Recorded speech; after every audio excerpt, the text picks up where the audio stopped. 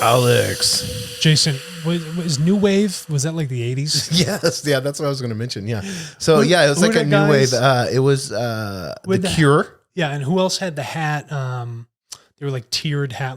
Oh, yeah. That was Shot the Radio Star. Oh, my god. Yeah, 80s. It's not Diplo. I'm thinking Diplo. Yeah, I want to say new, Diplo. Yeah. It starts with... But it's something like that. We'll think of it here. I know people will be commenting on it. So NuWave Solutions acquires Big Bear. Now, that sounds weird.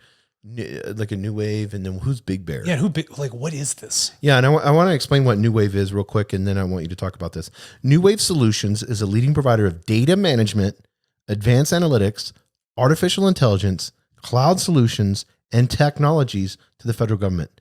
It is announced today that it acquired Big Bear, a leading provider of cloud-based big data analytics. So this is all cloud-based big data solutions to the national security community within the U.S. government. Terms of the transaction were not disclosed. Yeah, of course, because it was a fat amount of money using the defense budget. So Big Bear, what they were doing is they were working on how is it that we continue to do advanced analytics with very sensitive information in a cloud environment and keep it secure. That's it. That's all they did. The government's worried. It's like, okay, if we put sensitive information in the cloud, Right. very sensitive information that may affect national security, whatever that information might be, how can you guarantee us with the least amount of risk possible that nobody's going to be able to hack into this or there's going to be some sort of leak? And that's what Big Bear specializes in. And NuWave, who's a contractor for the government, they said, oh, we got to acquire these guys and their technology. And that's what you find is you see a lot of these companies, they'll come up with a solution and then they get swallowed up by the larger contractors. Yes. And then they just come back and then they just repackage everything under their own brand and sell it back to the government. But I think especially when you look at these large defense budgets and then you look at these companies that are coming in there, I mean, I get it. You know, I mean, like you said, it's sensitive information. And we had done a whole podcast, if you remember, on the government doing a big push to go to the cloud. Yeah, to move records into digital. Right. Yeah. And I think they're wanting to do that by next year, right? Yeah, they're trying to make that push. But this is like a separate part of the government. This is like NSA where everything already is digital. And how do we continue to protect it, right? So it's inefficient really to house your own servers. It's extremely costly. And when you use a cloud system, you can do it in a very decentralized manner. It's more efficient to, sustain all the information collecting and analysis. So they're doing their own transitions away from, in-house servers to be like, how do we manage this in a cloud format so that we can offload a lot of that cost onto someone else, but still, keep our security, protocols very high. Yeah. We have the Space Force, that we created and stuff. And I heard some of it's coming to New Mexico. So that's awesome. Yeah. But we almost need like a cyber force. They do have a cyber force. If you look at a lot of the jobs that are like trending for the Air Force and everything, it's about that sort of cyber defense. Because that is really the future. Think about in the 40s, right? During like the Pacific Theater and things of that nature.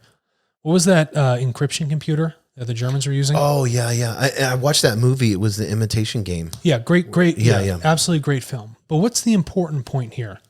It was like, how is it that we protect information in transit? Nothing has changed since the 40s other than the fact that things are digital. Yes. Nothing's changed. I mean, we were collecting information over an AM waveband. But apart from that, it's been pen and paper. So it's like, how do we, again, just continue to protect information if it's sitting in a new type of house? That is the full gist of it. So a lot of this technology, this spending, these acquisitions are happening around how do we acquire people that are very forward looking on, data security. And globally, when we look at it, there are bad, if you want to use the word bad, there are bad people. There's bad actors. Yes. Always. That are wanting to take this data and use it for harm. Yeah. And you got to think about it. If you're the NSA, you're naturally a target.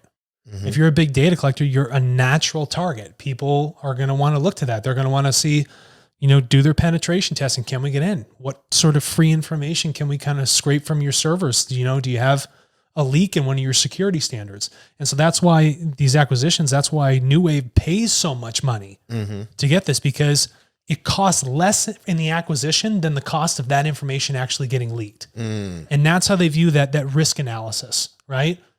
If we pay a couple billion here, that's a lot less than, someone getting their hands on information in another country that they absolutely should not have their hands on. Yeah, you don't want like operatives or being, let's say a special forces team or something being found out with all their information, where they live, where their families, Or somebody was analyzing the, training records of special forces in certain areas. Yes.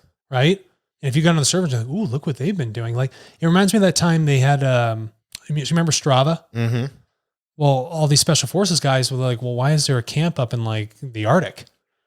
Why am I watching like groups of people like running around here? And the Strava data was public, right? And so these are like these basic leaks. So we're doing everything we can now to prevent that sort of information from getting out there, because something so simple can give away so much. Yes. Right.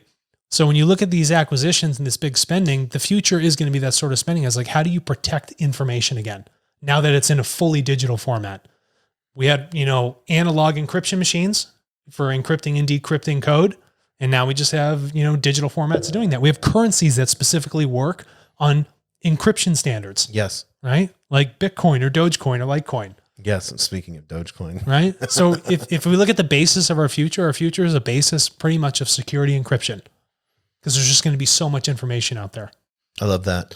Well, speaking of protecting data and privacy, I want to make sure that people understand when they're submitting their data packets, when they're signing up for tartle.co, how concerned are you with privacy? So that is like a major concern, because this is very personally identifiable information.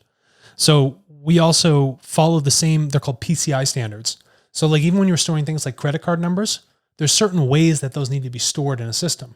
So we not only do the best practices and standards that are required that these other companies are using in the financial sector, but on top of that, we have outside third parties do penetration testing and all these other things in the system to make sure it's completely buttoned up and protected. And we never have any control over your information. You're the only person that can handle that. And you're anonymous. Yeah. So you're anonymous, right? So if somebody was in there, there's no number saying, oh, like that is this, this person. This is Troy Jason Rigby. No. So like even when you sign up on Tartle, you'll see your encrypted name that comes in. It's a hash. Right. Right. And that's what you are.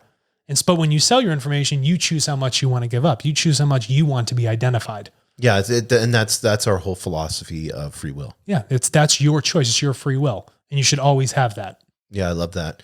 Well, I wanted to kind of address this, and then I wanted to address the privacy issue with Tartle, because I know there was a couple comments out there.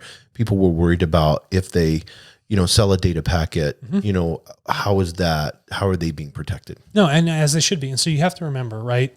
Anything you put online on the internet, it's on the internet. Yes. Facebook has it. The NSA has it. Somebody got it. Yeah. Somebody got it. Yep. So if you're going to start selling information through the Tartle marketplace that's identifiable about you, just be aware of what you're giving up. We give you the choice. Right. You don't have to give up the full kit and caboodle, everything, right? You can choose, okay, I only want to do 20% of me, 30%, 40, 50%. And then that's, you have a difference in compensation depending on how much you actually want to give up that's identifiable to you. But just remember, once you send it, it's gone. Right. That's just what it is, You can't come back and get it. It's like once it's put out there on those servers, right, to the free world after you let control of it go. But I mean, we don't, and I know we've got to close this, but and I want you to speak to this last thing. We're giving away our data for free anyways. Yeah, so, all the time. Someone had said, how many of us read the accept all cookies? Yeah, button? we have users in the Philippines, right? Right. And you were talking to me that they were talking about, well, it's like, we're worried about signing up for new stuff and giving up our information.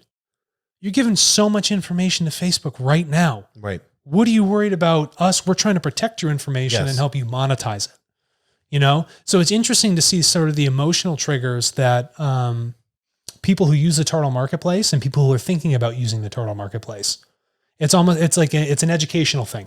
Yeah, I love that. And everyone, they can go to tartle.co, sign up. We encourage you to do that. Be a part of the movement. Yeah. And you can, feel rock steady that we do everything to make sure your information is protected with the absolute best possible standards. Wasn't that a Bobby Brown song? Rock steady. Rock steady. Yeah. We better close. See you later.